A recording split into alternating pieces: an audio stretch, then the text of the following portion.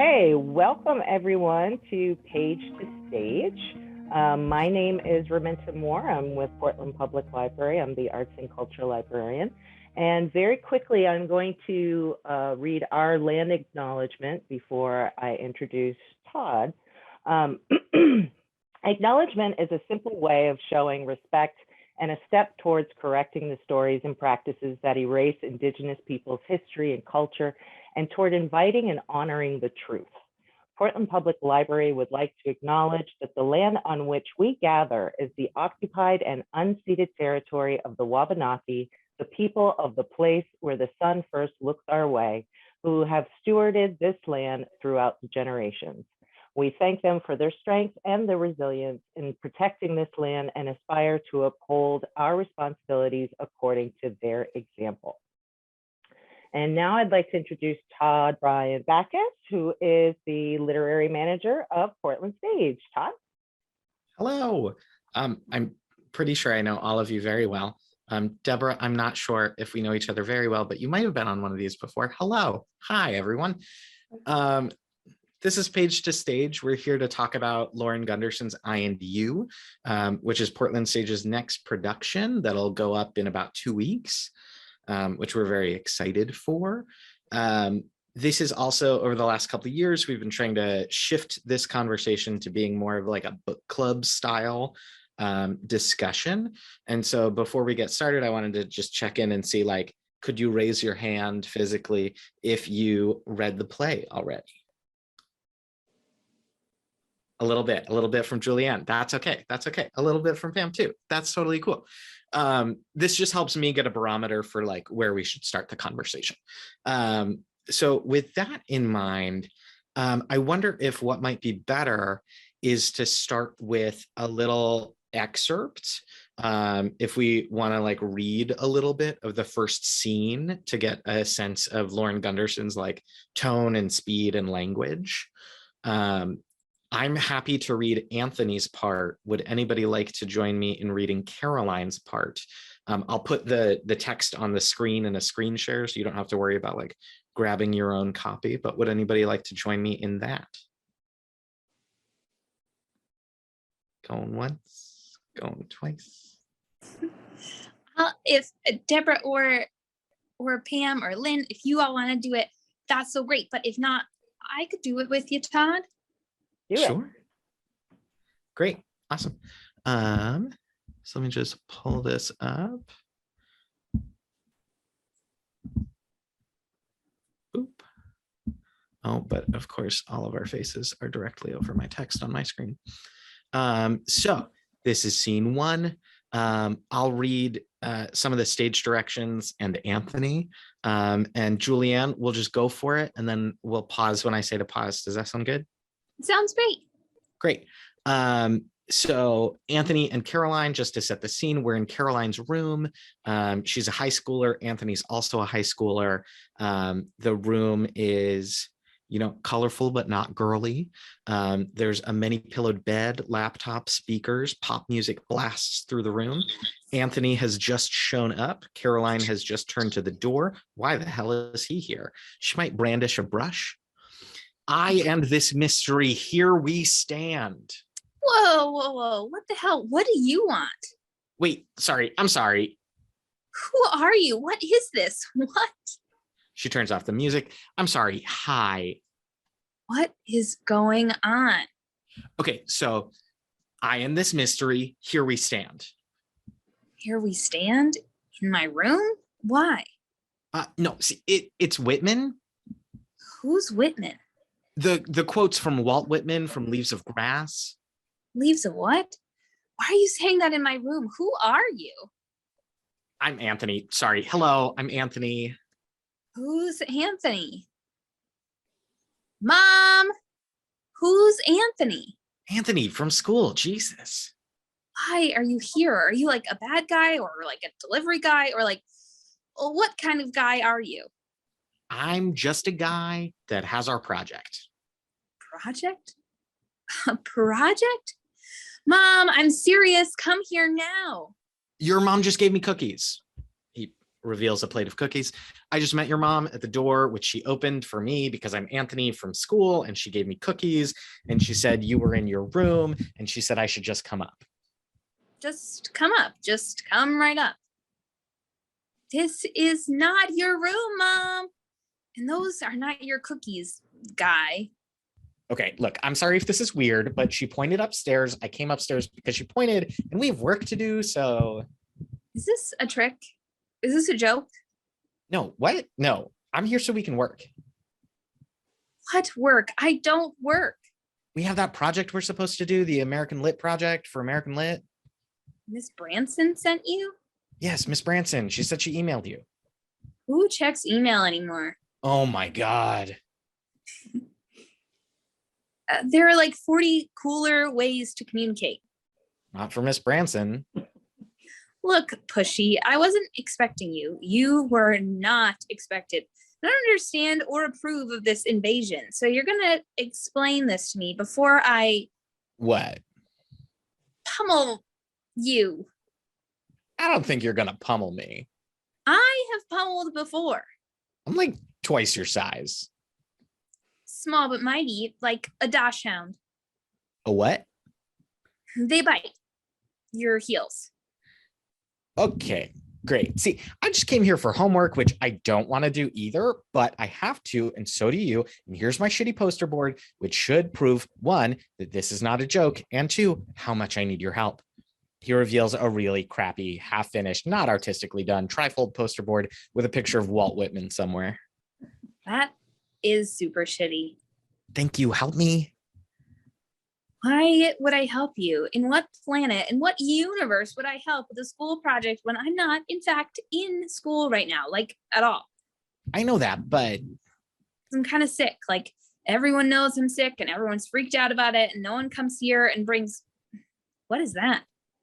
And let's hold there. So stop sharing.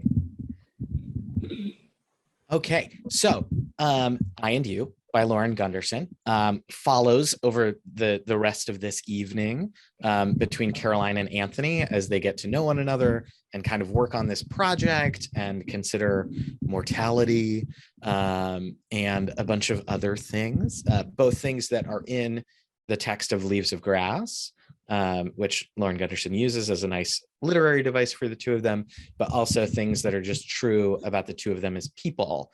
As Caroline alludes at the very end here, she's been out of school. She's pretty sick.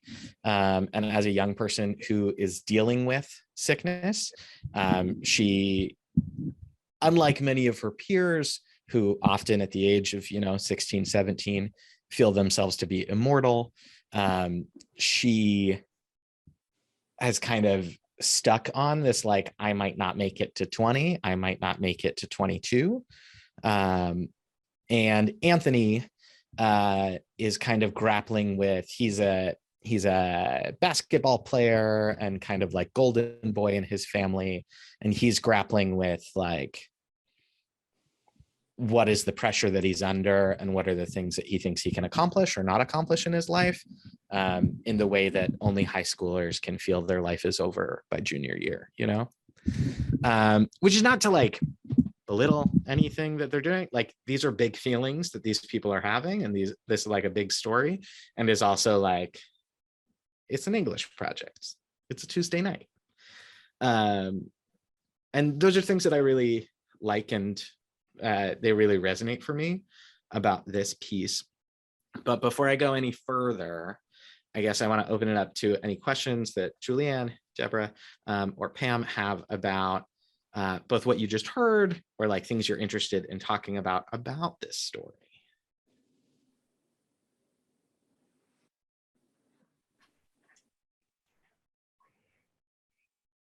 I guess I can just say, so far, I haven't had a chance to read the script. I just found out about this whole program today. So here I am. I will go get the script if we do this again. Absolutely. But how I come to this in this moment is that I'm kind of hooked on this story. I think this is great. I'm glad. I'm great. I kind of like this. I like this intruder, and I can't wait to see how this project goes. That's just where I am at the moment. Yeah. Excellent. Julianne, Pam, anything sparking for y'all? Yeah, Deborah, I love how you're talking about it. I think there's something that's really exciting about how even in just this first moment, it like, I feel excited to meet these people and get to like, yeah, there's something that's like, feels so like lovely and conversational in the way that they're speaking to each other. And like also, Todd, like you were talking about too, there's something like familiar in the way that they're like, you know, it's like, okay, there's a school project and here we go. And but then also clearly there's other things that are coming up for them in terms of like her illness and different things like that. But yeah, it's fun. Awesome. Yeah, it feels like we could go in any direction here. It's an interesting way to open into a play. Mm-hmm. Well, I wonder if Whitman is a clue. You know, I wonder if Leaves of Grass and what's going to happen with the story between the two characters have anything to do with each other. So that will be revealed. Oh yeah. I mean, it does, not a spoiler. They do, we get a little like time lapse between some of the scenes eventually where Caroline reads all of Leaves of Grass, and she's reading the 1855 edition, so it's like the really slim, the easy to digest in a single sitting one. And they start talking about all sorts of things that are brought up in it for them, including one of my favorite things is there's a section where Anthony is like, he's a little gay. And Caroline's like, no, there's nothing like that in there. And he's like, did you read the same poems that I read? Because he's kind of talking about like holding hands with dudes and maybe kissing them. And she becomes very like defensive about the idea of Walt Whitman having just read his work for the first time. And it's a fun little like jolt between those two things. And then Anthony also, I'm forgetting, honestly, because I've done some projects on Whitman, and I'm forgetting if this is something that happens in the play or something someone else says. But I think Anthony talks about the work that Whitman does as being kind of like hip hop and remixes, because he like releases Leaves of Grass in 1855. And then he just like keeps rewriting it and retooling it and like moving things around until you get to the Deathbed edition, which is like his 6th or 7th edition of this book of poetry, where he's like added, he's subtracted, he's changed the order, he's removed a line or two. And he really just kept working on this piece over and over about his feelings about America and himself.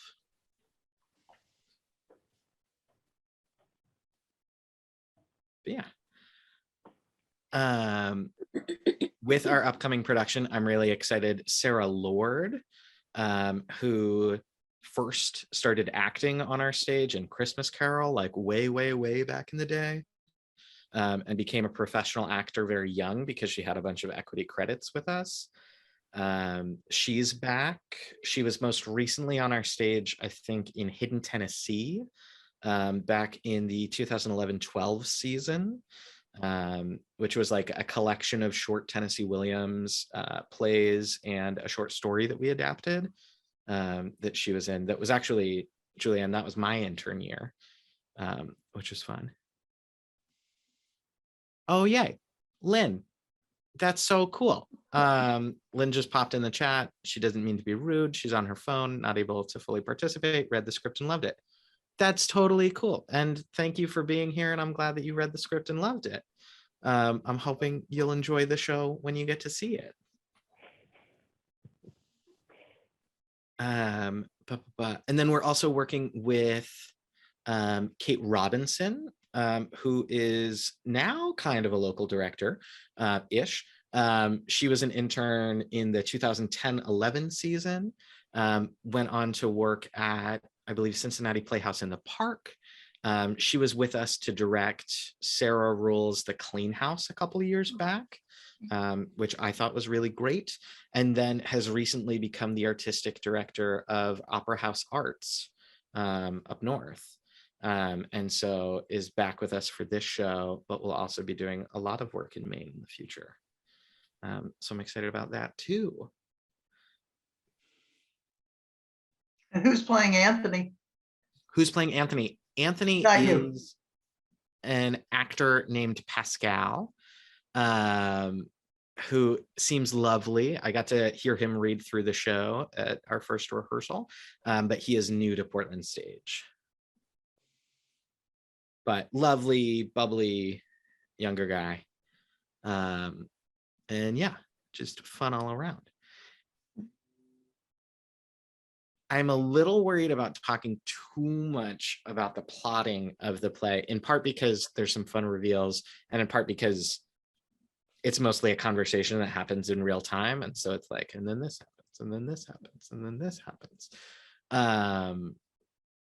But I'm very excited for the production, and as weird as it sounds, I'm excited for the set.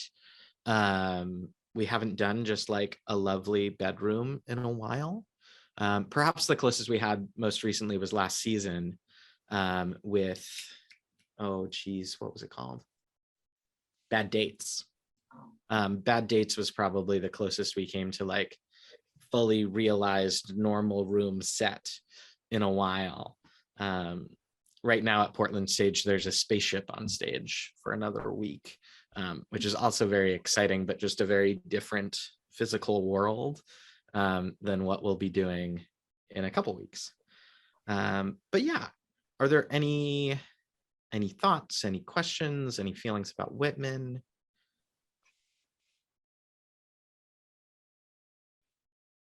And it's okay if there isn't. That's totally okay. That's cool.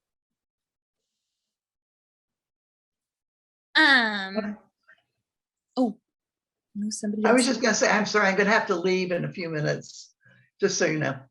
That's okay. I'm not leaving because I don't have anything to say, or because I have to go somewhere else. No, that's no worries at all. Julianne? Oh, sure. So sorry. I noticed that Raminta, right? That's put in the chat some like Whitman stuff, which feels like such an awesome is exciting to dive into that at the library. But yeah, I was wondering if you could just talk a little bit more about like how that's woven into the play. Yeah. So again, they're reading this book of poetry for their class. Even if you're not familiar with Walt Whitman's work specifically, you probably know allusions to a number of his poems, such as like if you ever saw, oh gosh, now the musical's name has gone completely out of my head. It's the one about the performing arts high school. It's out of my brain. The opening song is I Pray I Make PA, but one of the main numbers is The Body Electric, which is one of Whitman's more famous poems in this collection. He says, I sing The Body Electric. He also says, I sing the song of myself. It's got just the way that he was writing was very different for the time in which he was writing. He's kind of heralded as creating the first American sound in poetry. For context, he and Emily Dickinson are just about contemporaries. He's a little older than her, but he starts writing in the 1850s, and he kind of self-styles himself as the Messiah of American poetry. He believed he was ushering in a new age of the poetic form, and he doesn't really do a lot of rhyme per se.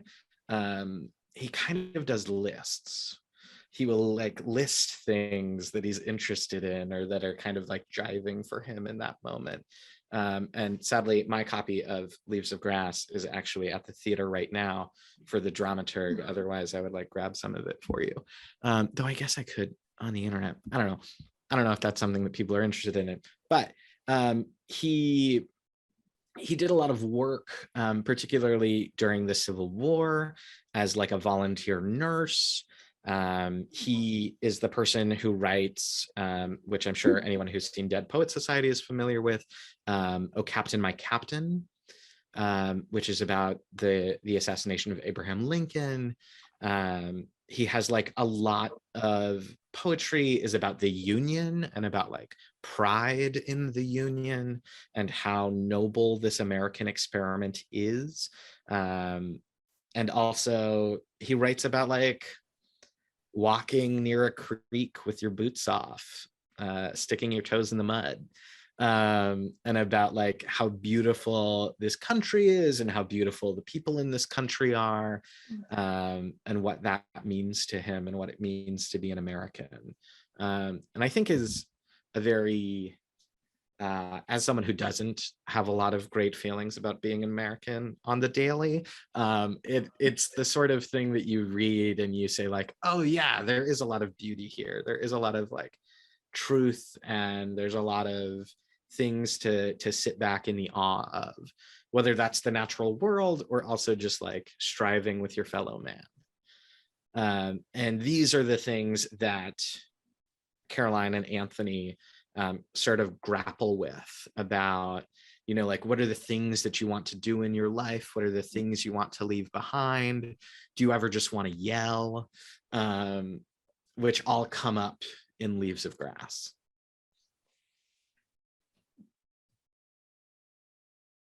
Any other thoughts while we're here? And again, I know it's a weird sort of situation, just because some people have read it, some people haven't. And I don't want to tip our hand too strongly.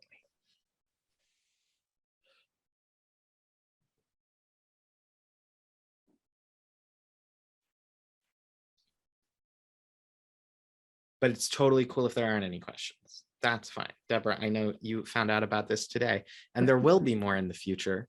And I'll also have copies of our next play, Sabine, at the library later this week, so that people can check that out and be prepared for our last page to stage of the season. Todd, yeah, I'm curious about how did you like pick this play slash like I don't know if slash pick Sabine too as a preview. Yeah. This play, when we were trying to find shows for this season, this was actually the last show that we picked for this season. In some ways, it was really useful for us because of the size. Last Ship to Proxima Centauri, which is currently on our stage, has 5 actors, 3 of which have come here from away. Sabine is 5 actors as well, a number of which are from away. And it was really nice to have this 2-person show in there, to kind of like buffer between those larger shows in terms of housing, which I know is not a beautiful answer for like why this play, but it is a thing that we have to think about in the realities of like how we schedule our shows. I and You, though, is a show that we've thought about on and off for a while, and just didn't find quite the right spot to put it in. Again, it's a very lovely 2-person drama. It deals with both like very normal teen experiences of growing up and figuring yourself out, and also this like larger idea of poetry and like where you fit in the world, which we were excited about. I do have a question. So yeah. Thinking about this, was it intentional on the part of Portland Stage to have these sort of life pieces where you have senior living towards the end and you've got I and You, teenish, youngish, just out of curiosity? Like, was Was that intentional, or just sort of, it's nice that it turned out that way? We definitely try to make sure that we're talking to different audiences over the course of the year. And while I'm sure, and I feel this is true for both senior living and INDU, I'm sure that audiences of any age could enjoy both of those shows and have a good time. I'm also like pretty sure, and Julianne, you can correct me if I'm wrong, I'm pretty sure we like didn't have any student matinees that were interested in coming to senior living. Right, but we do have a bunch of student matinees that are interested in INDU, which is exciting. And like, do I think that, you know, our subscribers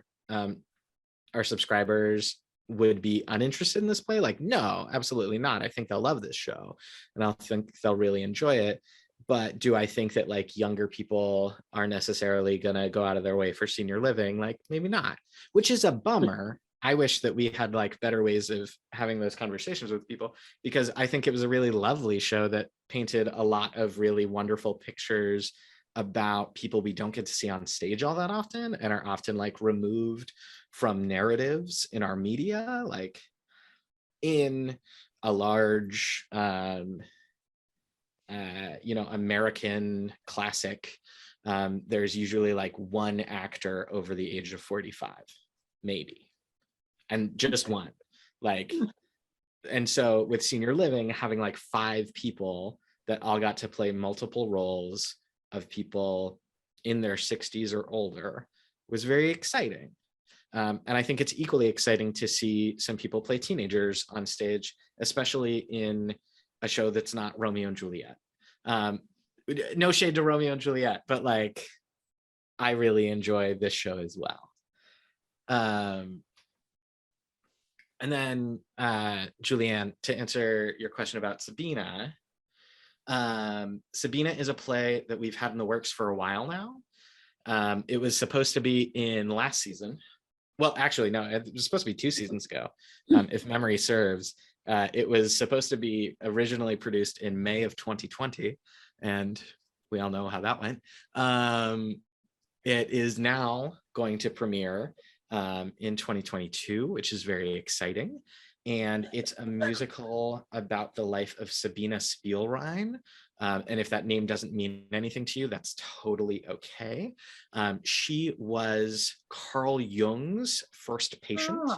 That she was like catatonic when he decided to start using Freud's new and a little controversial talking cure of psychoanalysis.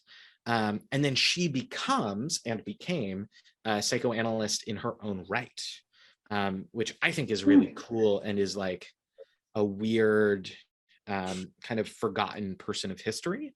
And in the musical, we kind of learn why she has been shunted to the side in history. This play was written by Willie Holtzman, who wrote The Morini Strad.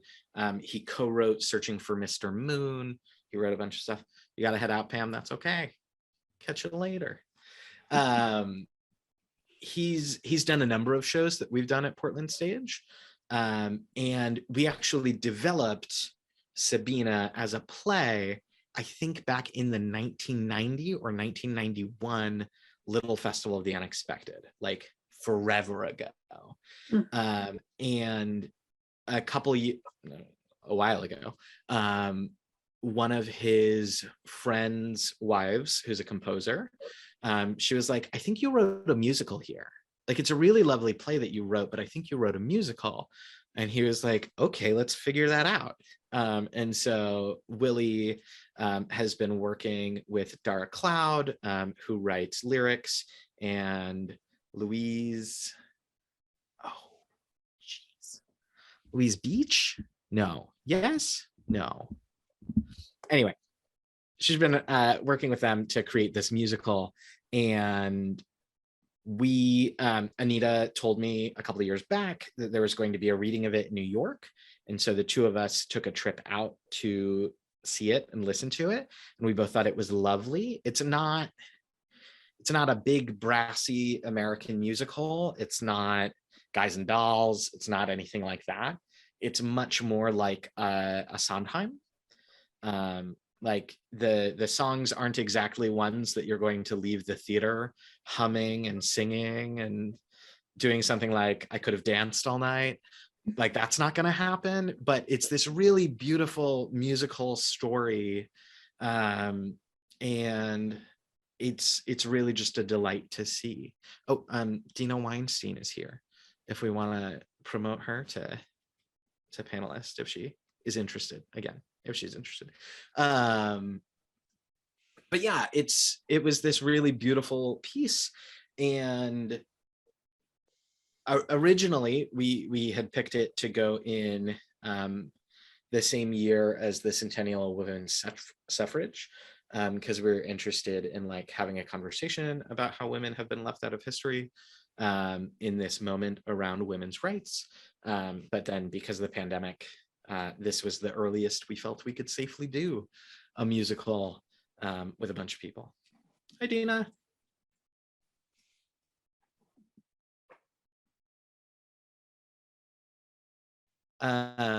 So yeah. And that's a little bit about I and you. That's a little bit about Sabine. How's it going, Dina? Okay, I'm sorry I'm late. I took my granddaughter to rock climbing and it just got out. No worries. I didn't climb the wall though. Oh, it's good to be here. Thank you for letting me in. Thank you. Yeah, of course. I think that mostly covers most of what I planned on talking about I and you and Sabine, though. Sorry, Dina. We'll try to get this up as soon as we can, so you can catch up on the conversation. But Dina, did you have a chance to read the play? No, but I read about it. You read about it. Cool. Do you have any questions that you have about the show? No. Not to put you on the spot immediately. It's just we're kind of winding down, and I didn't want to boop out without giving you an opportunity. Thank you. I'm sorry I missed out on hearing what was said, but no, I don't think I have any. Okay. Sounds good. I can't wait. Great. Well, then wonderful. Thank y'all for coming to Page to Stage. We'll have one more of these next month. Raminta, do you know the date off the top of your head? I believe no, I don't have it off the top of my head. I think it might be the 12th. This is ready. Sorry. If you give me 1 second, I can look it up. Yeah. But we'll have copies of Sabine at the library at the reference desk downstairs, the main branch. We'll have copies of Sabine no later than Friday. And then I think our next meeting is on April 12th. I think it's my birthday week. Nope, I'm a liar. The 19th. It's the 19th. It's right after my birthday. How lovely. Yes. We probably planned it that way. Excellent. So we'll do that. And if you'd like to join us for Sabine, we'll have a discussion about the play. We'll also, like we did tonight, read a little excerpt of some of it to give people a taste who haven't had a chance to read it. And then we'll just keep on going from there. Well, Todd, I'm going to be really excited for the next play as well. I'll certainly see I and you, but the Sabine, I didn't realize she was the one that was the student of the Alexander of Jung. So that's going to be pretty interesting to me. I've been on the board at the Jung Center up in Brunswick, and I don't know how much the play is going to have to do with Jung. Being a musical, I'm trying to see Jung tap dancing. I can't quite picture it. He won't tap dance. That won't happen. That but seems more Freudian, maybe. Yeah. Anyway, I'll definitely be back for the next squares here. And thank you for doing this. I think it's a great idea. Excellent. Yeah. Thank you. And hopefully we'll get to do it again in person soon. In person. Yeah, that'd be nice. Mm-hmm. We're getting there. We're getting there. I'm feeling, yeah. I had dinner at Katahdin last week. That was Good lovely. Haven't done that in 2 years. How awful was it that we couldn't have theater and we couldn't hear live music? I mean, no wonder everybody was depressed. Seriously. Besides the fact that we had the looming pandemic, the very things we go to for support in times of crisis and need each other, we couldn't have. Yeah. So I'm just thrilled beyond measure that we're back. Yeah. At the same time, I got the things that I may not have gotten to because of bad weather or whatever, because of Zoom. I've been very appreciative of that, and there's been plenty of music, and art has thrived. It really has. Not in person, but it's coming out, and people are being very creative, and it's important, so important. So I'm looking forward to ushering at the end of the month. Excellent, wonderful. So just to wrap up, we're currently running Last Ship to Proxima Centauri in-person performance of that end this week on Sunday, but it'll be streaming hopefully starting tomorrow, definitely by the time you're watching this, if you're watching a later stream of this, and that'll run through 2 weeks from then, so I think that's to early April. Then I and You performances will start on March 30th in person. That'll run to April 17th. And will be wonderful, and I'm really excited for that. And then that will also stream for people who can't catch it, and then at the end of the season we'll have Sabine, so it'll be great. Thanks for joining, folks, and I hope you have a wonderful night. Thank you all. Bye. Thank you, everybody.